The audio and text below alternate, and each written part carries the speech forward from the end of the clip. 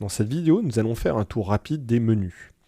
Donc les menus dans After Effects sont pas si nombreux que ça, mais ils sont parfois vraiment bourrés d'options et permettent de faire évidemment des choses très différentes. Heureusement, ils sont bien organisés parce que, comme leur nom indique, ils vont généralement faire ce qu'ils vont faire. Donc fichier, vous allez tout simplement importer tous les fichiers que vous voulez et gérer votre projet.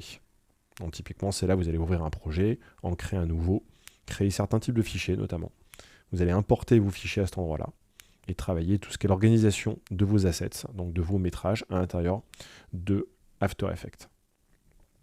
Le fichier édition va nous permettre d'éditer vos différents éléments, donc aussi bien les métrages que les compositions. On a le couper-coller traditionnel, ainsi que tout sélectionner, dupliquer, etc. Des commandes plus avancées, telles que pour travailler sur les libellés, purger la RAM, etc. Plein d'options intéressantes qui peuvent être utilisées en plus. C'est surtout dans édition, notamment sur PC, qu'on trouvera les préférences du logiciel. Composition s'applique évidemment à tout ce qui est composition, de manière assez logique. C'est là notamment que vous pourrez lancer des rendus en les ajoutant à la file d'Adobe Media Encoder.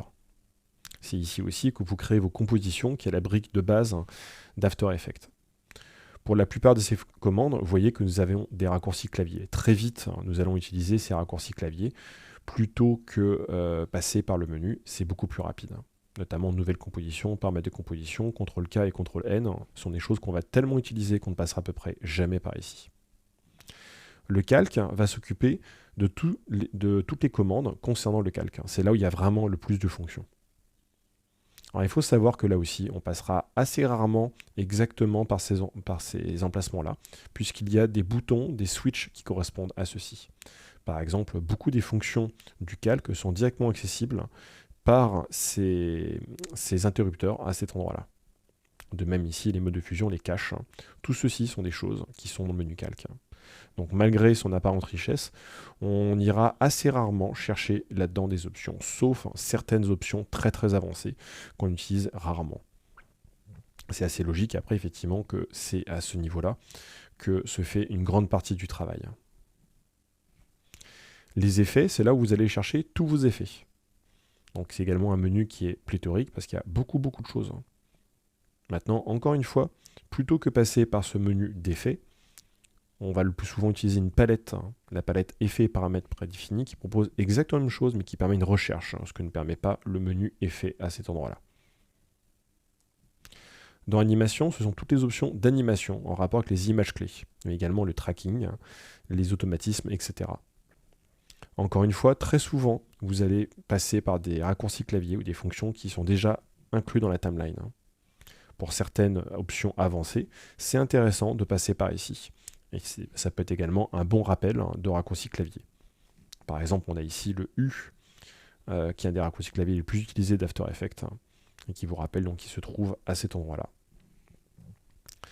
Affichage est un menu on va un petit peu plus se servir, puisqu'on a des options avancées de l'affichage. Donc ça correspond à nos différentes fenêtres dès que vous avez de l'image. Ça permet par exemple d'afficher les grilles, etc. Encore une fois, la plupart de ces fonctions sont présentes sous la forme d'icônes à cet endroit-là.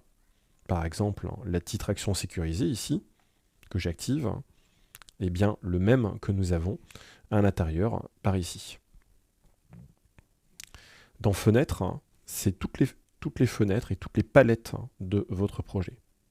On regardera un peu plus en détail ce menu en particulier lorsqu'on va s'occuper de l'agencement de notre palette, de notre interface.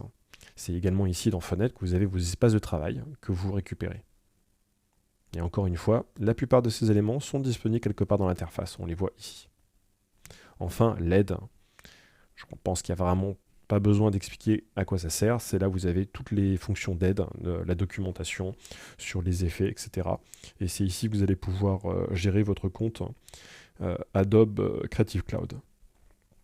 Donc la conclusion de cette vidéo, c'est que, vous voyez, je ne vais pas vraiment faire un tour de ces menus. On les fera assez naturellement quand on va commencer à aller sur les différentes fonctions. Sachez qu'à peu près la totalité des fonctions d'After Effects sont disponibles quelque part dans l'interface générale. Vous n'êtes pas obligé de passer par les menus pour le retrouver. Au début, ça peut être une bonne idée, effectivement, pour s'y retrouver. mais très souvent, vous n'avez pas forcément besoin. Beaucoup de choses sont accessibles par la raccourci clavier ou par des clics droits. Un bon exemple, par exemple, si je prends ce calque, si je fais un clic droit ici, nous avons les 3/4 des options qui sont affichées dans calque. Par exemple, les masques, les options de masque, ici, nouveau masque et tout ceci, vous les avez à cet endroit-là. Donc ça en faisant un clic droit.